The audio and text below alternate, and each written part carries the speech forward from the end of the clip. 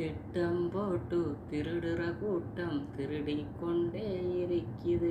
அதை சட்டம் போட்டு தடுக்கிற கூட்டம் தடுத்து கொண்டே இருக்குது. என் வீட்டை காணுமன்ற நிலைமை ஆயிடுத்து. சரி, விளக்கத்துக்கு வருவோம். அன்புக்குரிய மக்களே, எல்லாரும் எப்படி இருக்கீங்க? இதுவரைக்கும் சப்போர்ட் பண்ணி கொண்டு இருக்கிற சொந்தங்கள், நீங்களும் உங்களோட குடும்பமும் சிறப்பாக இருக்க எல்லாம் வல்ல அந்த கடவுளுக்கு உணரிக்கணும். என்ன விளக்கம் வேண்டாண்டைக்கு அரசியல் சம்மந்தப்பட்ட விளக்கம்தான். அதாவது இலங்கையில் ஜனாதிபதி தேர்தல் நடக்க போகுது. அதுக்குரிய பதிவுகளை தான் ஏற்றி கொண்டிருக்கிறோம். சில டைமில் லைவ்கள்லையும் அதுக்கமைய தான் இந்த பதிவும். தமிழராகி நாங்கள் தெரிஞ்சு கொள்ள வேண்டிய விளக்கத்தை பற்றிய ஒரு காணொலி தான். இது யாரையும் மனசை காயப்படுத்துகிற அளவுக்கு இல்லை. 9வது ஜனாதிபதி தேர்தல் நடக்குது.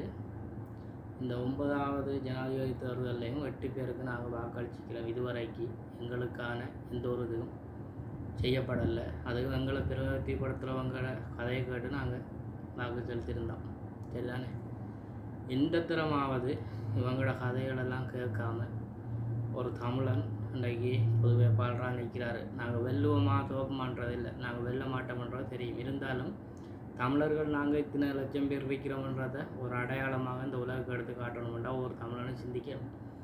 தமிழ் தேசிய கூட்டமைப்புன்றது தமிழரசு கட்சின்றது நீப்பட்டு அது நம்மளுக்கு சரியான கட்சி அறிக்குமான்றது எனக்கு தெரியலை. நானும் அதில் ஆழ்நிலைத்தனமாக ஒரு தமிழனாக நேசித்த ஒரு கட்சி இன்றைக்கு அதுக்குள்ளே அதை பற்றி பேசுகிறதுக்கு இன்றைக்கு விருப்பம் இல்லாத ஒரு பாமரனாக இருக்கிறோம்னு சொன்னால் அதுக்குள்ளே இருக்கிற குழப்பங்கள் வீட்டு சின்னம் வருங்காலத்தில் இருக்குமான்னு தெரியலாம். சங்கு சின்னம் இருக்குமான்னு நினைக்கிறேன். நம்மளோட ஜூவன் சரியாக இருந்தால் பார்க்கலாம். 8 ஜனாதிபதியை தேர்ந்தெடுத்திருக்கிறோம். தமிழர்களுக்கான எந்த ஒரு இதுவும் இல்லை. இதோட 9வது ஜனாதிபதி. மொத்தமாக 11 ஜனாதிபதி ஆட்சி செஞ்சிருக்கிறாங்க.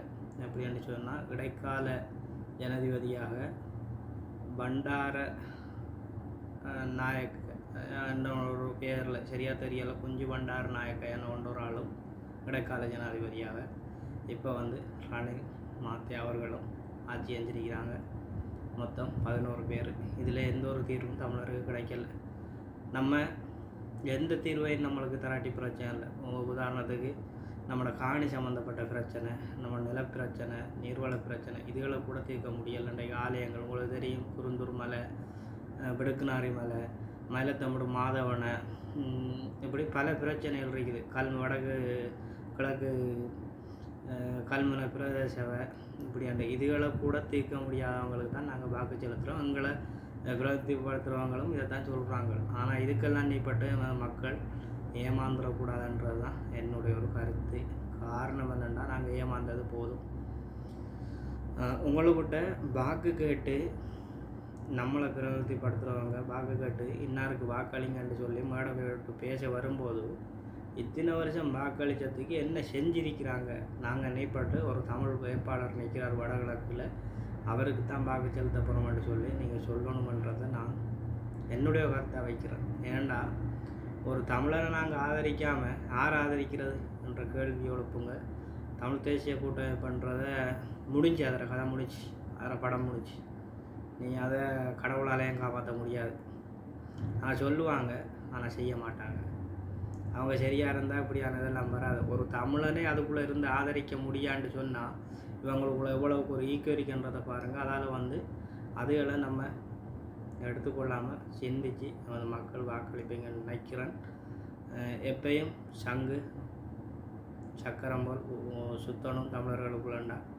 சங்கு சின்னத்துக்கு மறக்காமல் வாக்கு செலுத்துங்க. இந்த கருத்துக்களில் தவறாக இருந்தால் நீங்கள் மறுபதிவு பண்ணுங்கள், கேட்டுக்கொள்ளலாம். நன்றி, பாய். மீண்டும் ஒரு காணொலியில் சந்திப்போம்.